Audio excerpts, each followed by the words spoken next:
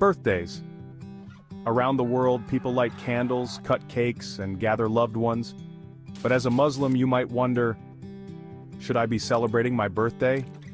Is it actually allowed in Islam? Let's clear things up together.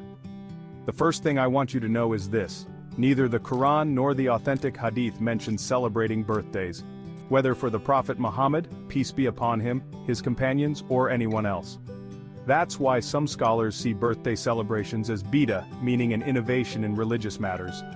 Scholars from more traditional backgrounds often say birthdays are not permissible. Why? Because the Prophet, peace be upon him, and his companions never celebrated theirs. Some even link it to customs outside of Islam, like old pagan or Christian traditions.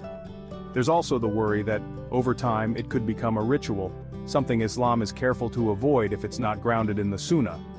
Imam Ibn Taymiyyah, for example, was clear innovations in religion, like even the Prophet's birthday should be avoided, let alone our personal birthdays. But there's another viewpoint. Other scholars, especially those looking at the modern world, are more flexible. They say, if your celebration is purely cultural, not religious, if you aren't copying religious rituals from other faiths, if you're simply marking another year with gratitude, reflection, and family, there's room for permissibility. Think of it a bit like celebrating a graduation or a new job, important but not religious. So, what do Muslims actually do?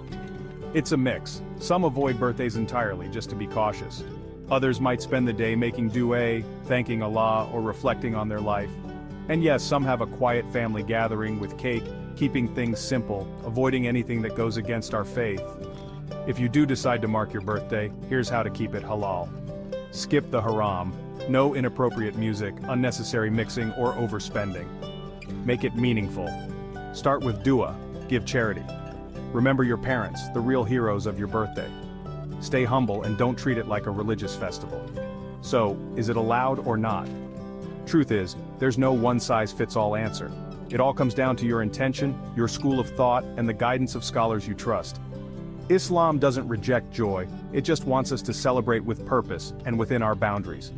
So, if you're celebrating, let it be about faith, family, and gratitude. That's the real Islamic way. Thanks for watching. Reflect, grow, and always seek knowledge. Subscribe for more answers to modern Islamic questions.